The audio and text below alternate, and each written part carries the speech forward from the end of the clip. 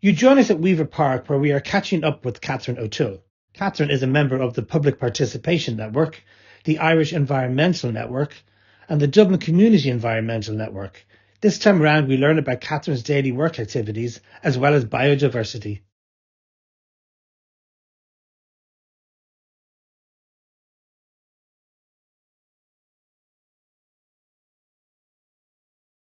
On a day-to-day basis for myself, I work on lots of different projects, primarily with the public participation networks and helping the environmental reps from across the country network with each other as well and share their experiences and share how it's working in their county and just helping each other out and learning from each other as well. We have a big campaign for the Citizens' Assembly on biodiversity loss. Yeah, it's a really good opportunity for people to have their say on biodiversity loss.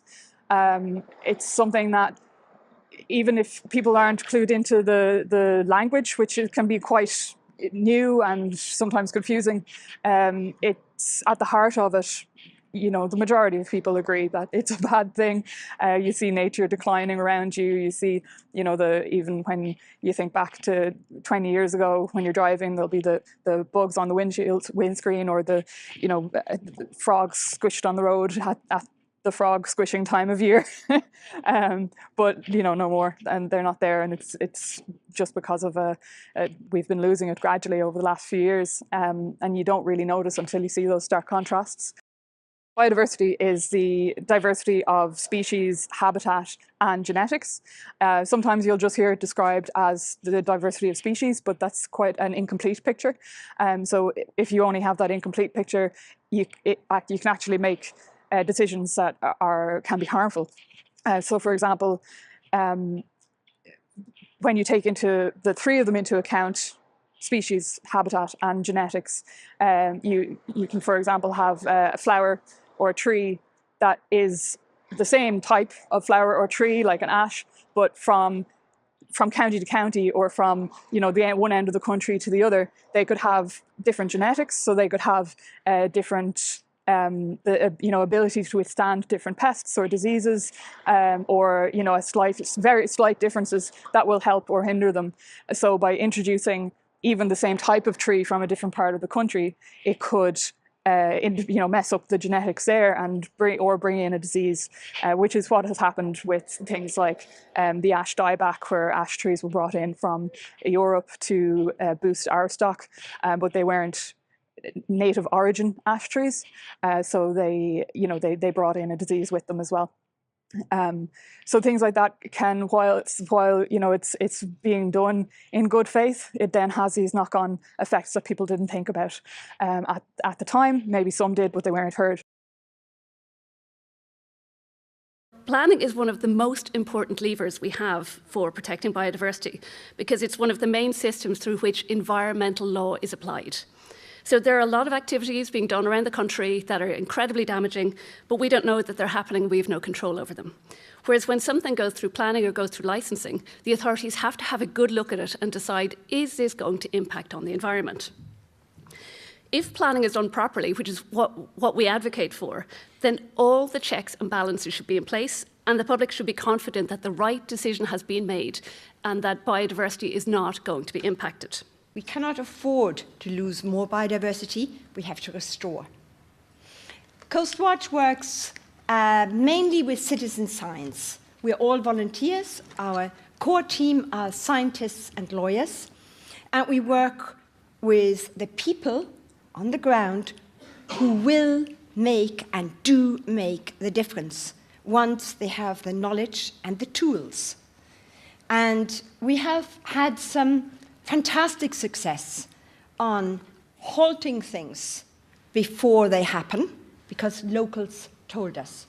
Halting things when they have already started to happen, and then making sure that the cleanup happens, like hazardous waste being put into the River Suir in Waterford Estuary from underground chambers, and nobody in authority speaking up, because it was authority doing it. But a local docker who could lose his job trusted us enough to tell us. And the judge was brilliant, because he didn't just ask them to pay a fine. He asked us, And what would Coastwatch like to happen? And we said, please pour concrete into those underground chambers so that they can't do it again next time. So it's how you solve a problem, which is also incredibly important. Very small, inconspicuous. If you were a farmer, you'd say, Asha, it's just new grass. It's seagrass. It's grass which lives in the sea, and it's a huge carbon store and incredibly important for biodiversity. It's right out here, Malahide Estuary, where you are. Last year, we brought, a few months ago, Minister Dara O'Brien out there. And he looked at it, and he said, I never knew it was there. And there's so much of it. And I'm now so proud of it. And we find that again and again, when people go down, we have over 7,500 kilometers of shore. There's no way officials can look after it. We have to look after it, all of us. Officials are just part of a system of looking after something. When people know how special something is, then they're motivated. And when the attitude changes, that it's not only, I'm going to protect this because it has so many ecosystem services, and that's why, but I'm protecting it because I'm quite ignorant as a human, and there may be many other reasons why that's there. Several thousand coastwatchers work as volunteers each year on the Coastwatch Survey and in other things. They try things. And a recent EIP, which has just finished in Ballymoney Stream, we worked farmers and community together to try and improve biodiversity and the quality of the stream. And after a year, there was a tiny improvement. It wasn't huge, but our knowledge was enormously bigger. So we know the road, how to improve it further. And the mehels which we had to plant, the nurseries we started so that we could help each other because the money was very tight. That is what we need. And then we need clarity. We cannot have people going, yeah, I could be responsible, but you know what? You should go to National Parks and Wildlife Service. National Parks and Wildlife Service tells you you should go to Foreshore, and Foreshore tells you back to the County Council. That is a recipe of loss and frustration. The new Maritime Spatial Planning Law, which was enacted on the 23rd of December of last year, but the bits haven't been commenced yet. That's our chance. If that is done beautifully, we really, I think, in the coastal zone can have improvements. With biodiversity, which is kind of my own kind of personal, my personal interest where everything lies. Basically, if you want to improve biodiversity in your area, the best thing isn't to buy in a packet of wildflower seeds. It's literally to just let whatever seed bank is in the ground grow itself. And, you know, it might end up being thistles and nettles, but they also have a really valuable impact for the certain butterflies that only use thistles or nettles. If you would like to have a lovely wildflower meadow, all you have to do is let what's there grow. And if you're going for a wildflower meadow, what you want to do is cut it once, maybe twice a year at the start when you're trying to get it going, and then once a year later on when it's developed and when it's set itself. And what that does is you cut it at the start of the summer after the first dandelions have gone to seed, and that allows the dandelions the bees time to feed on the dandelions, the first ones of the year.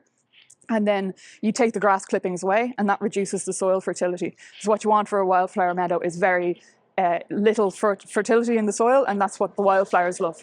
And then in the autumn, around the end of September, start of August, if you cut it again and again take the grass away, that will again decrease the fertility in the soil, and it's mimicking grazers coming through.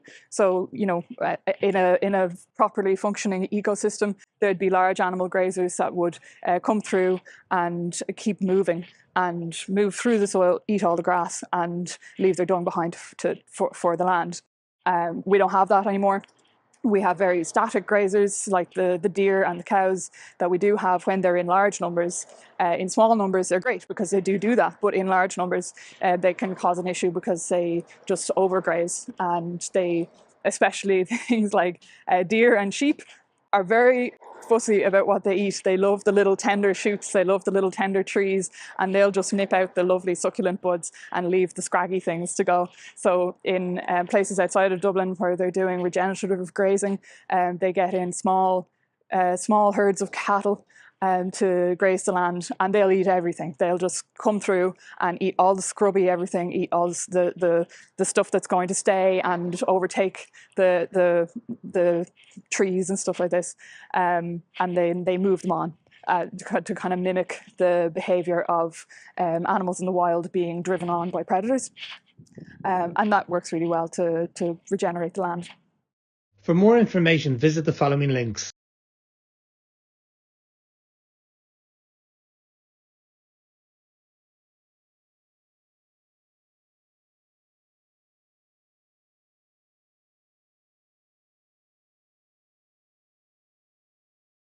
Slow fashion is the focus of our next piece. My name is Christina and I attend F2. I'm a retired person and it's just fantastic. So what do? I do bookworms, drama, the dance, and I just completed a fantastic course. I've just learned a little bit about phone videoing. I used to be a member of the PPN a long time ago. I was a member of a transition initiative called On Linod, and was part of the PPN, so I know all about PPN to a certain extent. So what I'm going to talk about today is about how to recycle in your wardrobe, because everybody thinks it's about upcycling, recycling. It's not. There's things you need to think about. So if you think about it as a triangle, the most important thing you can do for recycling is to start with what's in your wardrobe. The next stages are actually the minimum ones. You can borrow clothes from friends, don't buy anything new, swap them. There are swap shops, go to charity shops. You can make things, which I'll talk about a little bit. And finally, you can kind of upcycle and send it to the centres. Everybody's going to get a brown bin very soon, because the European legislation is going to be such that supposedly all your clothes are going to be recyclable. However, this is not true. It goes to India, and the people who are in India are very ill. If you want to be absolutely heart scalded, watch please Unravel, where you'll see Indian women hacking away at polyester, which I'm going to talk about. Polyester is the work of the devil. I'm going to talk about it a little bit. And all the fibres are going into their lungs and stuff. We have no recycling. Also, in the future, in about maybe 10 years, all clothes, when you buy them, like if you bought this blouse here, for example, it will have a label in it that will talk about the thread. It'll talk about what the material is, so that people can take them apart and reuse them. At the moment, all threads are polyester, which means they're not recyclable. And it's kind of very difficult because everybody thinks that's what you should be doing. So, as I was saying, I love clothes. And when I retired, which I'll talk about a little bit later on, I went to the Grafton Academy, and that's my Instagram site there, Slow Fashion Salon. So I have like a real interest in clothes and also in how to be a little bit more ecologically minded with your clothes. Anybody, at the end of it there, so it's Slow Fashion Salon at Instagram. And you'll just see some of the clothes that I made when I retired and I went to the Grafton Academy. And I had a wonderful 65th birthday when the dress I made was in the Young Fashion Designers competition, which was great, What I'm doing now is, because I actually know more now than I did then, and that was actually a real shock to me, I realized that I'm going to look at what's in my wardrobe and try to use them. So this is for everybody. What do? You look at it in your wardrobe, and one of the things you can do is every time you wear something, turn the hanger the other way. And after a few months, you'll realize that you haven't actually worn something, or you have worn it. That's kind of a good little tip. The other thing is to play dress up. Look at your clothes and see how you can put them with other things, because you might think, well, that blouse that I just showed you there, you could wear it perhaps with trousers, you could wear it over a dress, and just try to reuse them. So that's a way of reusing the clothes that is in your wardrobe, try to reuse them again. tried to rewear with pride. It was a great shock to me to discover that young people sometimes don't wear clothes more than once. Unfortunately for me, I love secondhand clothes, and if they come in my house, they don't go. They're sort of there. So most of my clothes I've worn probably more than the 30 times. You know, it's not a bother for me to wear clothes again. And people don't realize that I am doing that, but I wear them over and over again.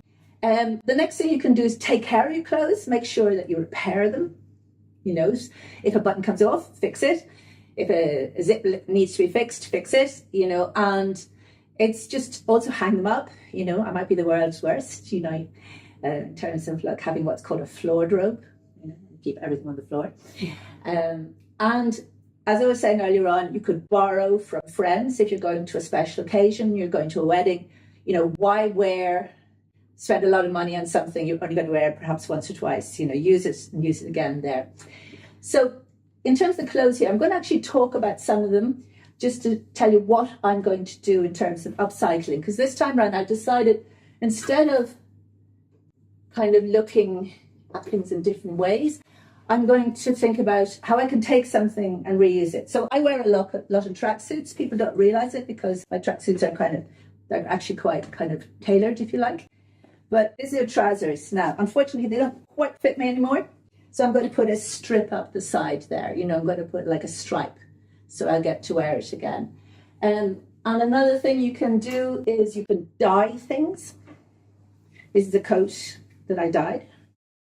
You know, and I like it in the summer because it's kind of handy. But you have to be careful because, as I was saying about polyester, the threads on them sometimes, if you know, when you dye something, you'll see there's a white line there around the clothes there. But it's a way of kind of getting a little bit more wear out of the clothes. The other thing you can do is you can use things, you know, people might give you material. Now it looks like it's silk, but it's not. It's actually synthetic silk. But a very good friend of mine who turned 90 today, she gave me this kaftan, and I cut up the kaftan and I reused it. Now I learned to sew.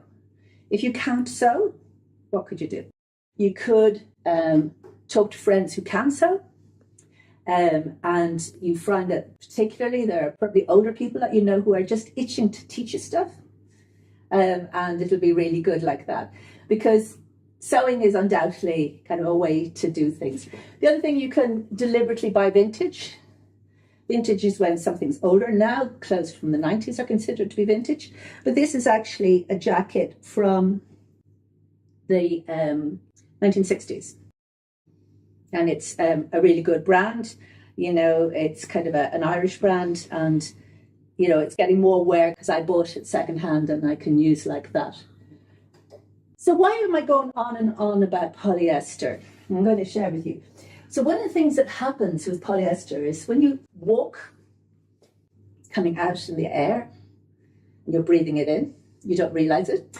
The other thing is every time you wash it in the washing machine, you're sending all those fibers into things. So one of the things you could invest in, unfortunately they're not easy to buy yet, is this kind of thing. It's called a guppy bag.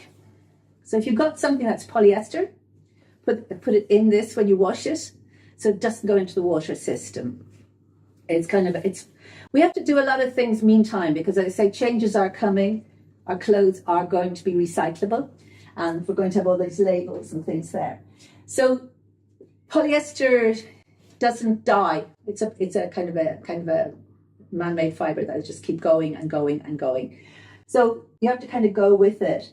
The other thing that you can do with your clothes when you're thinking about like upcycling and stuff is like do think about your shape, you know, and unfortunately everybody's shape changes a little bit as they kind of get older or different things happen to them, you know.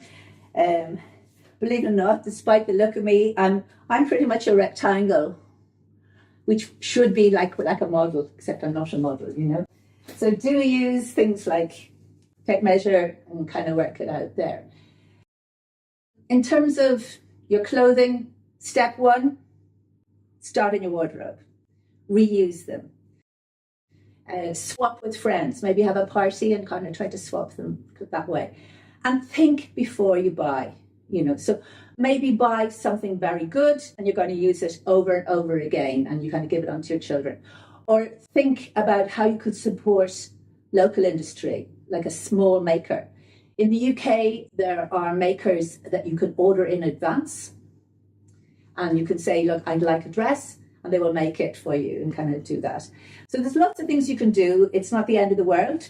3 years ago, with F2 and also with DCN, who are both members of the PPN, I did a workshop on, again, upcycling. I was doing it in a slightly different way because I was getting people to think about looking at fashion trends and how you could, for example, put shoulder pads, underneath clothes that you already have to give you that line, because shoulder pads are now going to be very fashionable.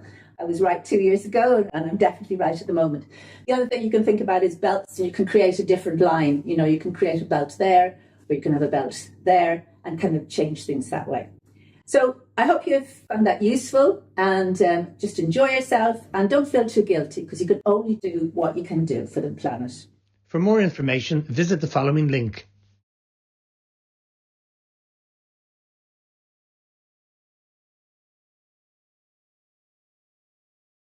I'm Doris, and we're at the Rediscovery Centre in Ballymun.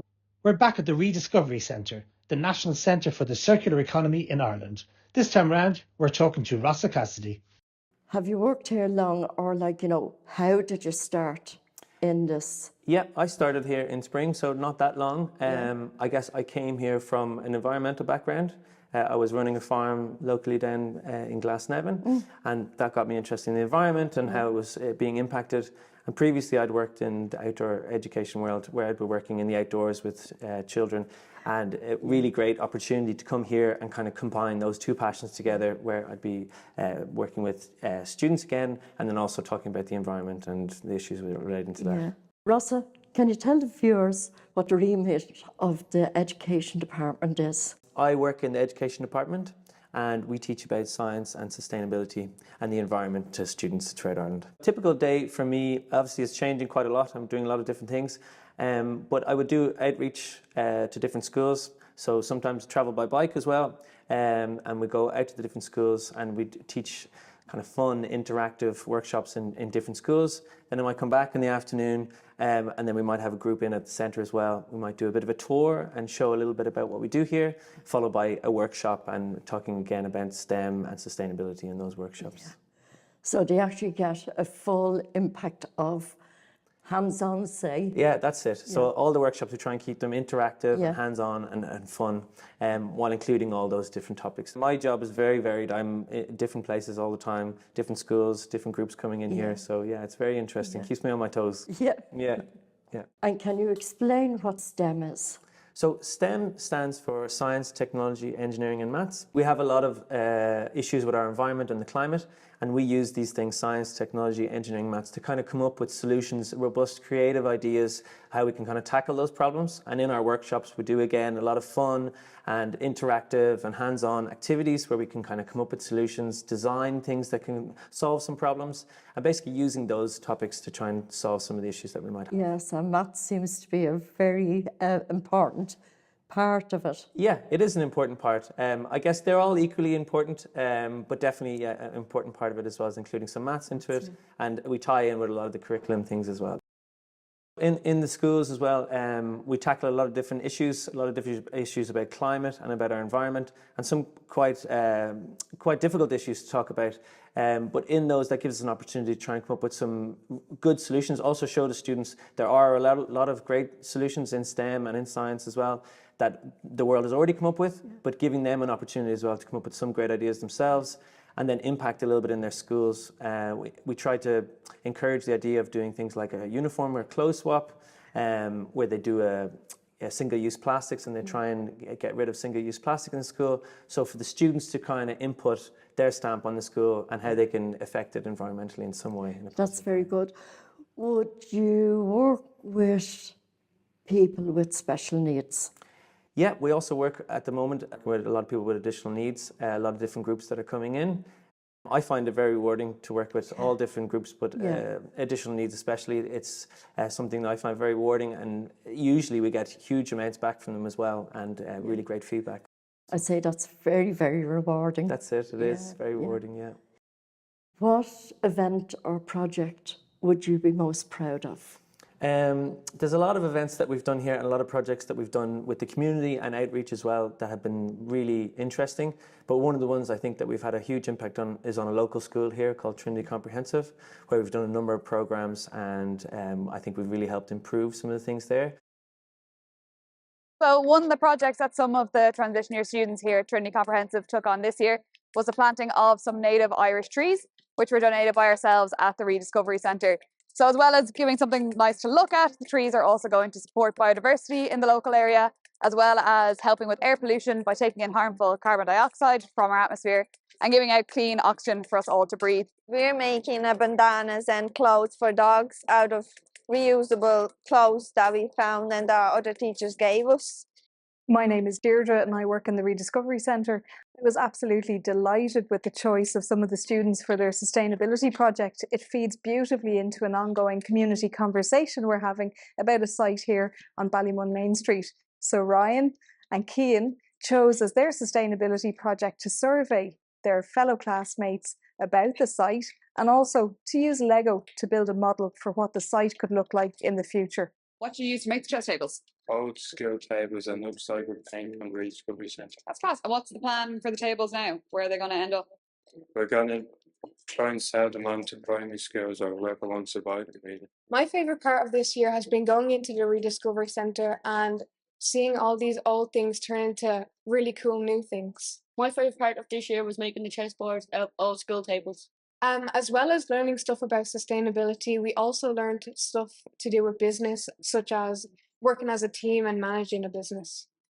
I enjoyed working with the Rediscovery Centre, and I feel like this programme should be in all schools across Ireland because this is an issue that needs to be tackled. What is the plan for going forward? Have you any Yeah, so going forward with the Education Department, we want to try and outreach as much as possible more now.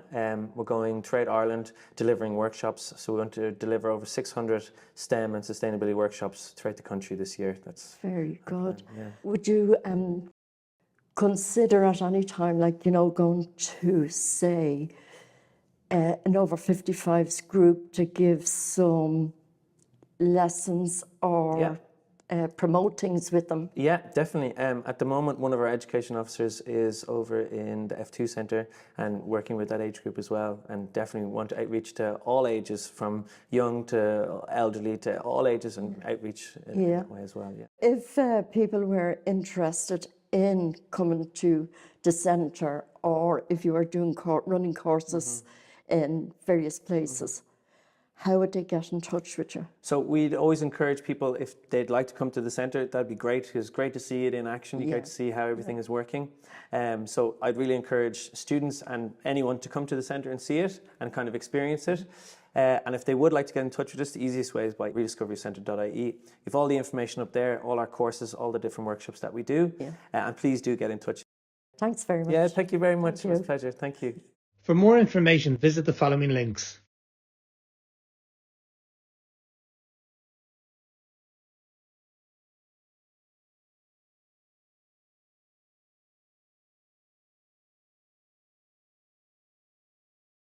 Filmed in 2021, we headed down to Mud Island Community Garden to learn what's grown in the garden, as well as what else happens there.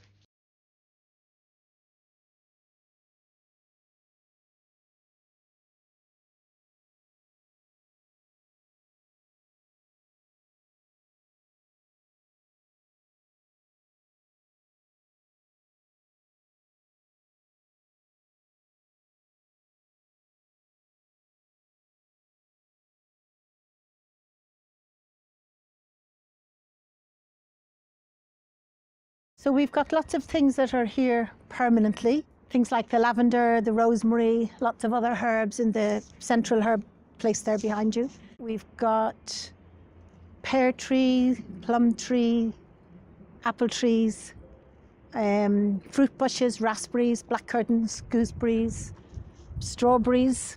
We'd have a couple of planting meetings a year. So the planting group, anybody who's interested in planting can get involved in the planting WhatsApp group. And at the AGM every year, we'd normally announce when the next planting meeting is, if members who aren't involved in other aspects of the garden want to come. And we look at what did well, sometimes we'll grow something and it's not popular.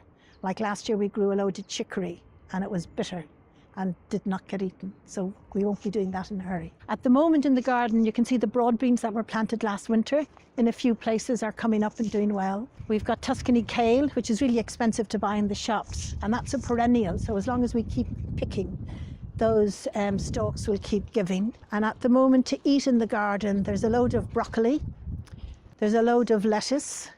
This here actually is delicious. One of our members is from Beirut in the Lebanon, and he brought these seeds back.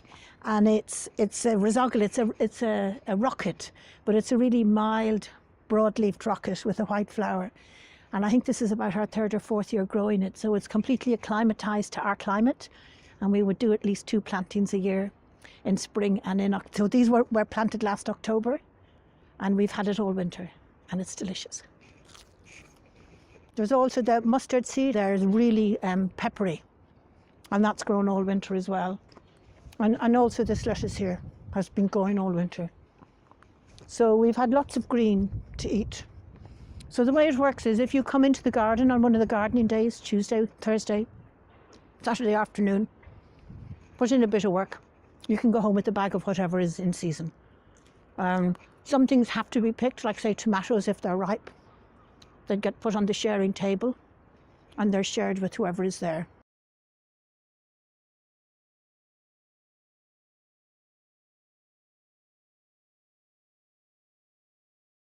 Some of our members may not garden, but they contribute in loads of other ways. So obviously they're more than welcome to help themselves. So somebody like Paul might do a lot of building work. Somebody like Fionnuala might be involved in organising a lot of events. So people contribute in lots of other ways other than gardening, and they're obviously welcome. And we would give away some. If we have a surplus, we'll obviously share it. My friends say them in Canada, London, my son says in Bristol, my sisters and brothers in Milford Haven, they all see it. And the potato man they call me.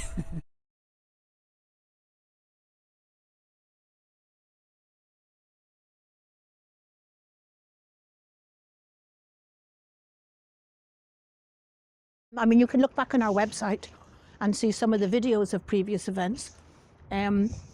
It's quite different now to how it was in the beginning because we were surrounded by a wilderness and we used to just incorporate that into our public events and put stages out in those areas. Now the council has, they've actually rezoned the area green in the draft development plan, and as part of that they've fenced us in and they're landscaping the ground around us, so we don't have as easy access to it as we did before. They've also done up the cottage in the corner there, so we do have access to use of the cottage, which has a toilet and a kitchen in it, which is very handy. But when we've public events, we'd normally use the forecourt there. We'd set up loads of gazebos. If it's a spring fair or a Christmas fair, we'll have lots of stalls with members selling crafts they've made. If it's an open day, it'll be more likely to be art workshops and things like that. We'll have music on the stage, caravan stage. That was just a happy accident. The caravan was funded by Croke Park, and we used to take it to festivals like Electric Picnic and spread the word of gardening and recycling. For more information, visit the following links.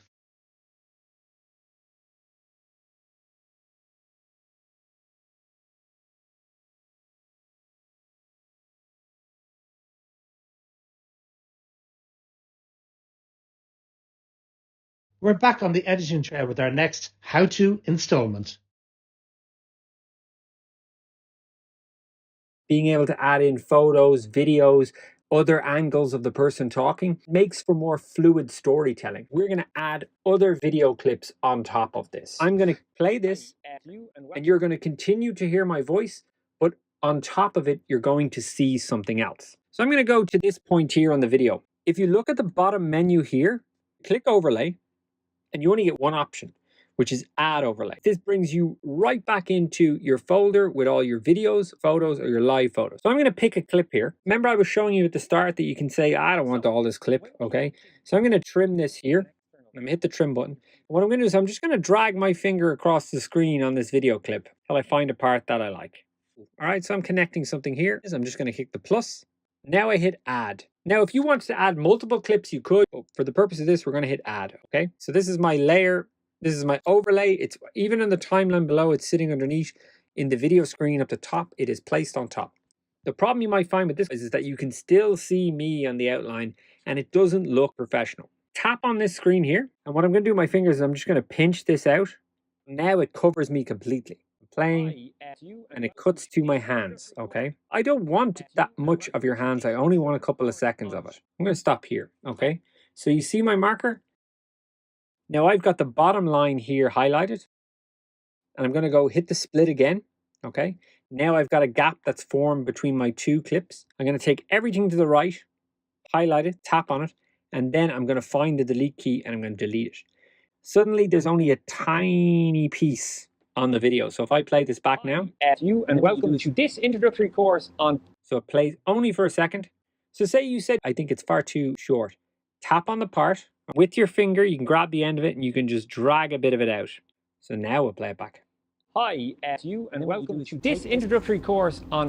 Now, if you wanted to add more, you simply move on to the next part, hit add overlay again, click your next clip, and you can keep adding clips on. Say you want the clip with the hands to be silent. Just tap on that clip, go to the volume button down here, and turn that volume all the way to 0. Now, if I press tick, I can be sure that that clip has absolutely no sound to it and you can still hear me talking underneath. Because I left the project and I came back in, for convenience sake, CapCut minimizes any layers you have on top. So if you can see this little bubble here, if I scroll over it, you can see it becomes the clip of my hands and there's a red line running across the top, okay? All that's doing is making it easy for me to view. If I tap on this, there you go, it's back. So I'm going to back out of that again. What I want to do now is I want to add text. Click on the text button at the bottom. You get a number of options. Auto caption, caption what someone's saying, which is really important in the world of social media. It's also good for accessibility. You've got text templates and you've got add text. We're just going to hit add text. Straight away, something pops up. See, it says enter text. I'm going to enter text. I'm going to say Robert Fitzhugh. I'm going to click the tick. And what I've done is I've added another layer. There's a large orange block on the screen. So what we're going to do is we're going to leave it up for a second and we're going to get rid of it, we'll say, before the hands clip comes up. So all I'm doing is I'm rolling my finger along the screen until I come to the point where I don't want it anymore. So I tapped on that orange bar and I hit split again. And like everything, it's created a gap. You can see the little line there. And I tap on something to the right and I hit delete. And now it only says Robert Fitzhugh up until a certain point. I think it's too big and I want it to be smaller. I tap on the orange bar, okay? Now I'm up on the main screen and with my finger, I'm moving it around. I'm pinching it and I'm dragging it over to one side. Hey, if you want it, you can tap on it and you can drag it all the way to the end in that capacity. So now we'll say, you know what, it appears at the start and it stays there the whole time. So say I didn't like the way it looked. You tap on this, okay, and we'll go style, double A's, click on that. That's the font. I'm gonna click this because I think it's kind of cool. Say you wanted to change the style of that, okay, you click on style. Now you can individually pick the color if you want here at the bottom, or you can, you know, pick it and have colors around it. I'm just selecting buttons here. There's a whole range of options. You can go in and you can change, you can place all the shadows. You can change the size of it. I'm dragging this to make it a little bit larger. Say you wanted an effect, say you wanted a certain kind of shading. I'm going to pick the Baywatch one because I think it's kind of cool. Again, the effects all have different categories. You can go through multicolor, you can do whatever you like. You can go into bubbles, you can put in text bubbles, you can change that into a text bubble. Animation, you see the way it jolts forward there when I move it. Just play that. There you go. So now I've put a weird animation on it that drops it in. That is how you would add text. You can click on add audio, or you can click the audio note, which is a musical note in the menu below. Both bring you to the same place. They bring you to a menu here that says sounds, effects, extracted, and voiceover. Voiceover is really cool because if I click on that, I can hold this button down and it's recording and I am leaving narration over the video. So if I'm happy with that, I can hold this an audio track at the bottom, and that is just what I was saying. Leaving, okay. And again, like all layers, I can hold this button. You can tap on that. You can split it using the split button. You might be able to want to get rid of the rest of it. If you wanted to, you could add in voice effects. You can make the voice high pitched or not. You can have all manner of fun. I'm going to delete that for a second. I'm going to hit the audio button again. Go to sounds. It's going to bring you into a menu and you can log into your TikTok account. You can get access to things. It gives you some free tunes. Click here and you can find music that you have on your own phone. I'm going to click here. I'm going to click up here. Here. It drags it into your profile. This music's going to play louder than my voice. So if I tap on this, go to volume. Believe it or not, I'm going to bring this all the way down to about 1. That way it's not competing too much with my voice. Okay, so now I've got music playing all the way underneath the track. Oh, I run out of track here and the music's still playing, so I want to get rid of that. So if I tap on this, hit split, okay, hit delete. Now you've got a nice, succinct, lovely music playing underneath my video. I want this not to sound so loud at the start. So if you tap on the music, you can hit fade in. Right, and now we can say, oh, you know what? I want it to fade in here, and I want it to fade out at 3 seconds. Okay, so now the music fades in. Hi, you, and welcome to this introductory course, and fades out. We're happy with our video. What we're going to do is we're going to get it out of the app, where we can share it on social media, or to get a specific type of broadcast quality export. At the very top of the screen, there's a little button that says 1080p. I'm going to click on this. It gives you a drop-down menu. So here it says resolution 1080p, 720p, 1080p, 2K, 4K. These are quality. For the most part, you should export your video at the same quality that it was filmed in. 95% of people automatically shoot in 1080p because most cameras are set up that way. But if you shoot in 4K, 4K takes up a lot of space, although you do get a better quality. If you filmed it in 720p, then you can move it to here. But to be honest with you, if you leave it at 1080p, you're not going to notice a huge amount of difference in your video when you export it. You can push it to 4K, which would be the highest quality resolution. Say you wanted to load your video onto social media. Social media has a tendency to compress video images, so you might lose some quality, so maybe you want to export at 4K. But to be honest with you, we'll leave it at 1080p for 99.9% of the time. I filmed this video, I know, at 24 frames per second, so I'm going to leave it there. The easiest way to explain a frame rate is for every 1 second of video, it's made up of 24 still images. You guys will probably have shot it at 30. The higher the frame rate, the more pictures there are, which means generally the more quality and the more information that you have. But 24 is generally what cinema is, and 24 is generally what we'll be shooting on, or 30, depending on if it's broadcast or not. I'm going to leave this at 30. You're not going to notice the difference anyway. Now that we're done on this, I'm going to hit the arrow button on the top right-hand side. Okay, straight away it exports. It says ready to share. You can share it on Instagram, you can share whatever. I'm going to hit save video. Okay, done. And now, when I go back into my folder here, there's my video playing there straight away. And I'm free then to upload it into the cloud, the internet, anywhere you want. Put it onto another software to download it in a specific format. You can put it into your DaVinci Resolve, Premiere Pros, and you can re-export it under a new file format. Say you wanted to go back and edit it. I come back into the app. I simply click on the last edit I was working on, and you can continue to edit. You can change it, and you can go on and go forth.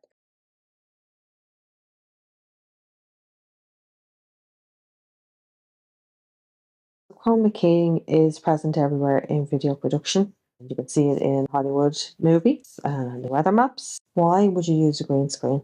Well, a green screen allows you to create an entirely new scene in the background of any shot.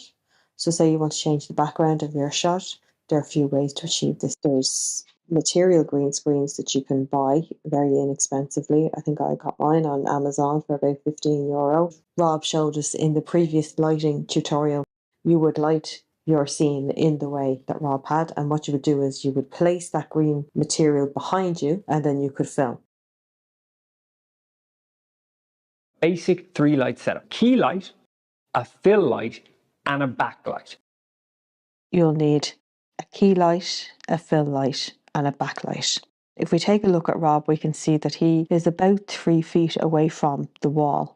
And although there's different ways that you can do this, I'd recommend placing your green screen about 3 feet behind you as well. And if it is correctly lit, there'll be no shadows. And you might ask, why do we have to make sure that there's no shadows?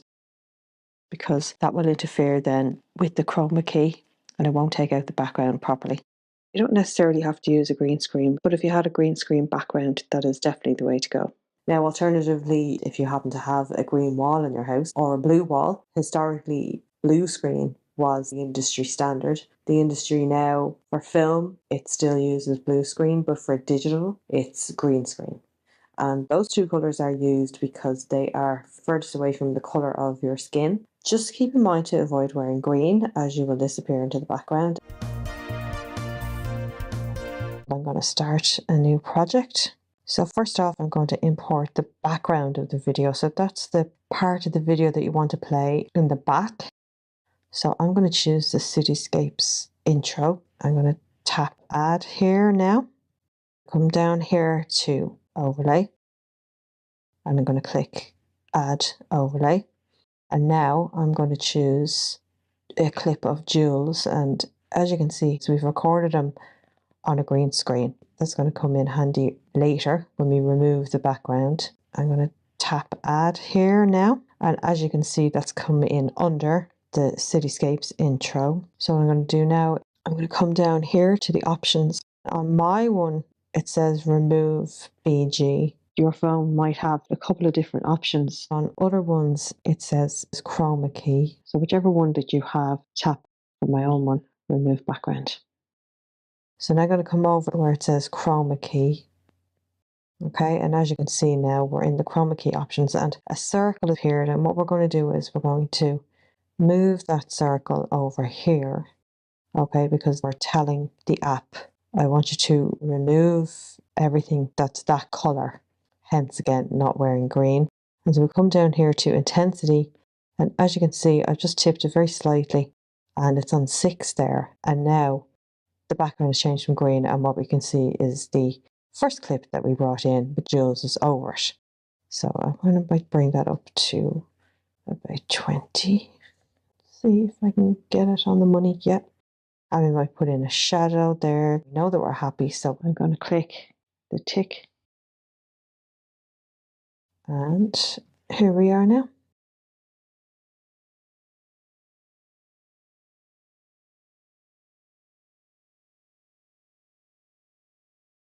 CapCut comes with a background remover. You don't necessarily have to use a green screen with this option, but if you had a green screen background, that is definitely the way to go. I'm going to show you here how to do it with the green screen. If you want to see how it works on a different or busier background, then you can check out the website. The link will be given at the end of the segment.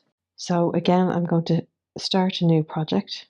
Just like in the last one, I'm going to bring in the Cityscapes intro and I'm going to tap add. And again, I've brought in what I want to be the background. So again, I go down to overlay, add overlay, and I bring in the same shot then again of Jules talking with the green screen behind him. I'll tap add. Okay, so here we have Jules. And again, I go into remove background. Now, your phone might have a couple of different options.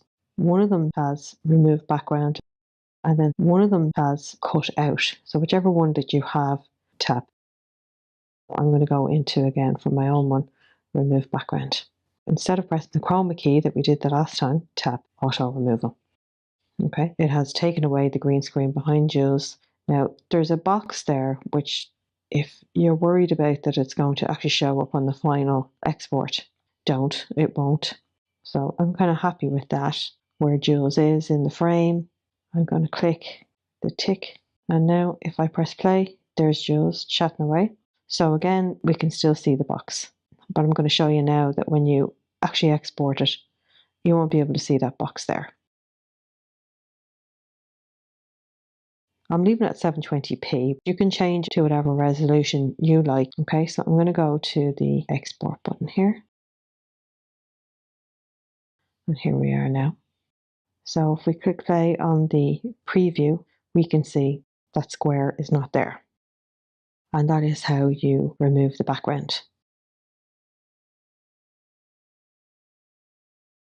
I am a community worker here with Falmouth Groups United, and we work collectively to give everybody an arts and cultural experience. Have you enjoyed the Cityscape video phone making course? Yeah,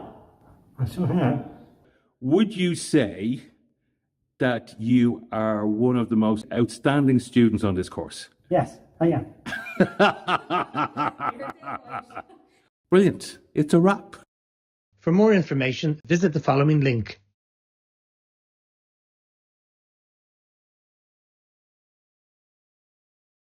We catch up with Robert Moss of Antashka.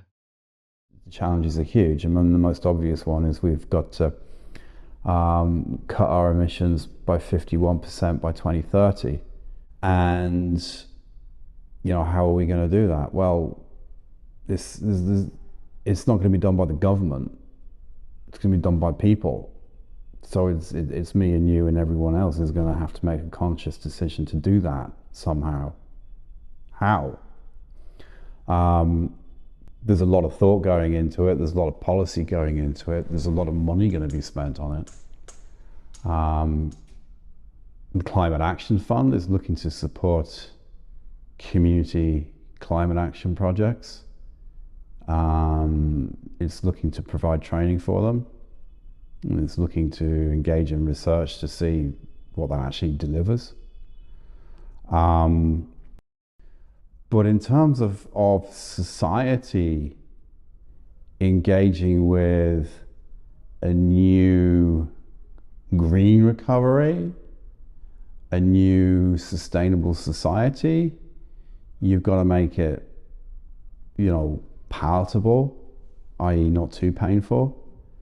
And you've got to provide the options that people can engage with that. And where are those options? If you live in an apartment complex at the moment, you're very limited in how you can engage in terms of your lifestyle with sustainability and environmental engagement, whether that be biodiversity, whether that be climate action. You know, the options aren't great. So you need to empower people. You need to give them the options to get involved.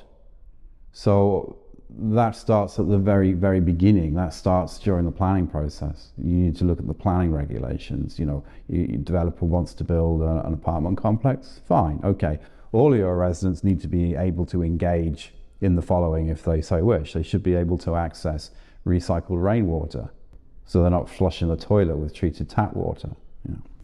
So you need to start really at the beginning. I mean, if we're going to have another 500,000 residences in the country, most of them in cities, most of them apartment complexes, how are these people going to engage with environmental sustainability? How are they going to participate in reducing emissions by 51% in the next 9 years? You know, how are you going to make it possible for them to do that? So, you know, in order for an apartment complex to have planning permission, you know, it should in the plans have electrical vehicle charging points, you know, all of the, or most of the car park bays. I mean, it should be recycling rainwater. The landscaping that has to be around an apartment complex at the moment is not really utilized for anything. So maybe that should be an allotment for the residents. You know, not only are you making it more environmentally sustainable, you're making it more attractive to live in. Therefore, you're increasing the unit value that you can sell, that the developer can sell or rent these units for. So you need to really look at how you're gonna make it easy for people to deliver this 51% reduction by 2030. Otherwise, you know, we're all on hiding to nowhere. The Legacy for Life Green Communities Low Carbon Plan, mapping out the current status of emissions within the County Kildare, University and commuter town of Maynooth. It will deliver a template and a methodology for replication elsewhere across the country. We're working with the wider Maynooth community, its commercial interests, and also with the surrounding agricultural businesses. We're collecting the inputs, the preferred projects, the opinions, the priorities. What we're doing with the low carbon plan is we're providing community involvement of the interventions and the projects that are preferred by the community itself. This is the missing link between policy and implementation. For Ireland to get anywhere near its 2030 emissions targets, we need to bring the public along with us. We need to map out and test a framework to enable community low carbon planning and implementation by those communities.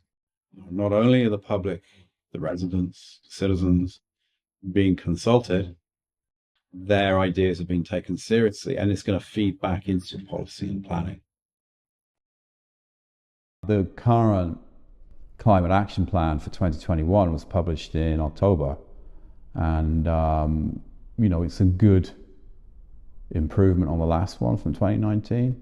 Goes into a lot more detail, but in terms of community engagement and how we're going to bring people along and get them to buy into this, there's no detail beyond saying that we need to improve environmental awareness, we need to provide funding for community climate action projects, and we need to review their success. Well, that's all very laudable, but it's quite high level.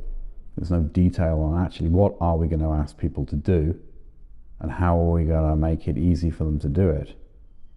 So that's not there yet. Whether you prefer to create drama and theatre to get something done, or whether you prefer cold, hard scientific facts, is neither here nor there. People don't do anything unless you turn it into a story that they can kind of interpret in their brain and make a decision as to whether they're going to vote for that story or not. It's just the nature of human beings. We're in an interesting time, both nationally and internationally, and the climate and the environment is part of that. There is a lot of potential for building a better society, a more functional society in a good way, and a more equal society. It won't be easy, that's for sure. Change is always resisted by vested interests. But I mean, there are a few obvious things that I think can be done at a local level in Dublin and nationally as well that would make sense. I suppose part of that would be to make it more feasible, more easy for community projects to become social enterprise projects, to actually take the next step from having a community amenity, whether that be a sports club, whether that be a community garden, whatever it may be, to take the next step where it's actually able to generate its own revenue and provide an amenity that isn't there otherwise. And I think that there could be more assistance made for such voluntary groups, such community groups to achieve charitable status. Some kind of template could be provided, like this is what you need to do, this is how you do it, because it's fairly opaque at the moment. And the other area, I suppose, I mentioned community enterprise. That is, or it should be, a logical next step for a lot of community projects, community initiatives, because by their very nature, they're delivering something that the community needs. So that could be taken to the next step to generate jobs and revenue. Now, I would make the argument that that's not necessarily trying to commoditize everything. I mean, there's a time and a place for it. But if you're a community garden growing organic vegetables, there's an obvious market in Dublin for locally grown organic vegetables that are not currently available. So we're importing them all from the Netherlands and from Spain, and just from a sustainability point of view, it's a bit ridiculous. Before the COVID-19 pandemic, started, a huge amount of strain was put on the global supply chain. There was concern about food sovereignty, and the fact that Ireland only grows enough tomatoes to last it till March or April, and doesn't grow enough potatoes to feed itself, but could do. But it's cheaper to buy them in from other countries.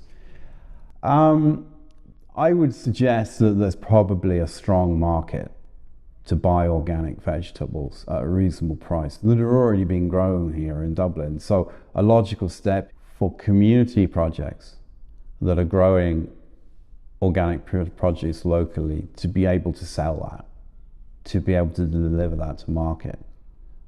So how do you assist a community project, a community initiative to take the next step to become a social enterprise project that is employing people, generating a revenue, and supplying a product that there is actually an identifiable market for? That shouldn't be a conversation that I'm still having 10 years later, after we were initially discussing this with Dublin community growers back in 2010. Still 10 years later, people are asking the same question. From an environmental sustainable point of view, from a social development point of view, and from a microeconomic development point of view, there shouldn't be the hurdles in the way in terms of registering with revenue and VAT. This would seem to be an easy win. For more information, visit the following links.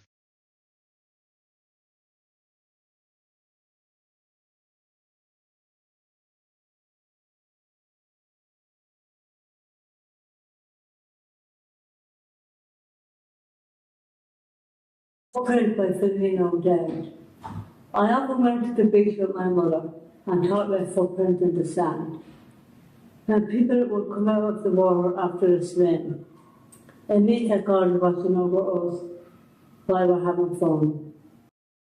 In your mind, when footprint we can see swimming footprints in the sand, so you don't have to feel about the Lord. He's always with you wherever you go. We can't see God, but I'm sure His footprints are there, somewhere in the sand. People playing ball, running on the beach. So there's a lot of footprints, not only the Lord's, but everyone else's. When I went to Spain a few times, I would go to the beach, and if you see footprints, see the good Lord, there will be His footprints at any beach.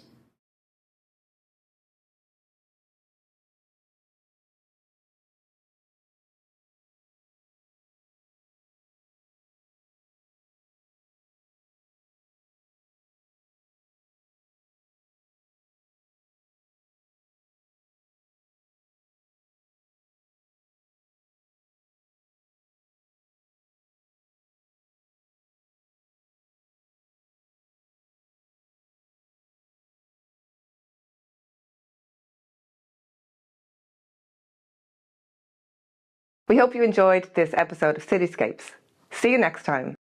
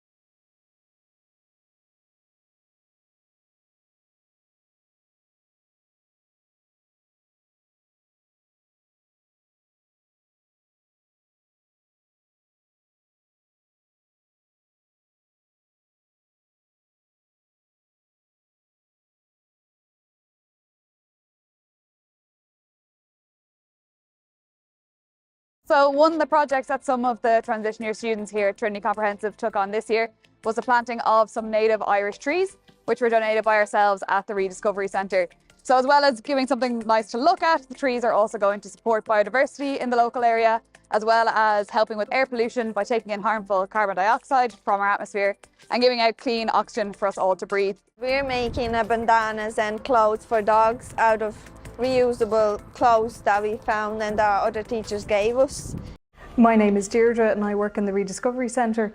I was absolutely delighted with the choice of some of the students for their sustainability project. It feeds beautifully into an ongoing community conversation we're having about a site here on Ballymun Main Street. So Ryan and Cian chose as their sustainability project to survey their fellow classmates about the site and also to use Lego to build a model for what the site could look like in the future. What do you use to make the chess tables? Old school tables and upcycled paint from the Rediscovery Centre. That's class. And what's the plan for the tables now? Where are they going to end up? We're going to try and sell them on to primary schools or whoever wants to buy them, really. My favourite part of this year has been going into the Rediscovery Centre and seeing all these old things turn into really cool new things. My favourite part of this year was making the chessboards out of old school tables. As well as learning stuff about sustainability, we also learned stuff to do with business, such as working as a team and managing a business. I enjoyed working with the Rediscovery Centre and I feel like this programme should be in all schools across Ireland because this is an issue that needs to be tackled. Friends see them in Canada, London, my son says in Bristol, my sisters and brothers in Milford Haven, they all see it. I'm the potato man, they call me.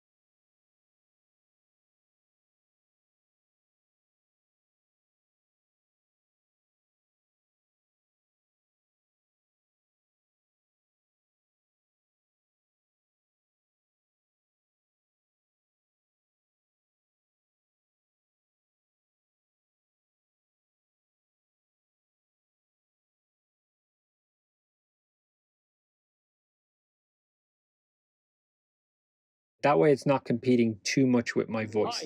Okay, so now I've got music playing all the way underneath the track. Oh, I run out of track here and the music's still playing, so I want to get rid of that.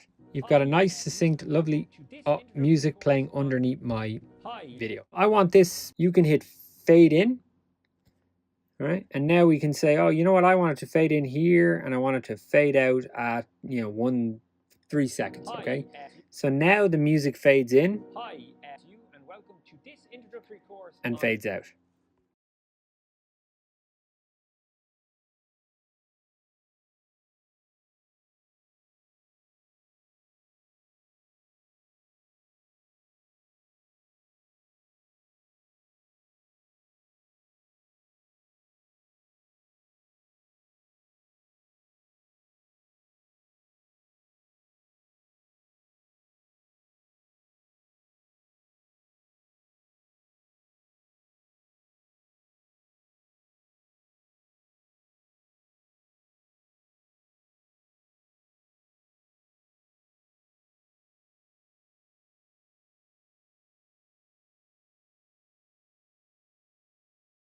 Humans are a part of biodiversity. We have evolved over hundreds of thousands of years alongside all the other plants and animals. The human story is very much part of the story of biodiversity.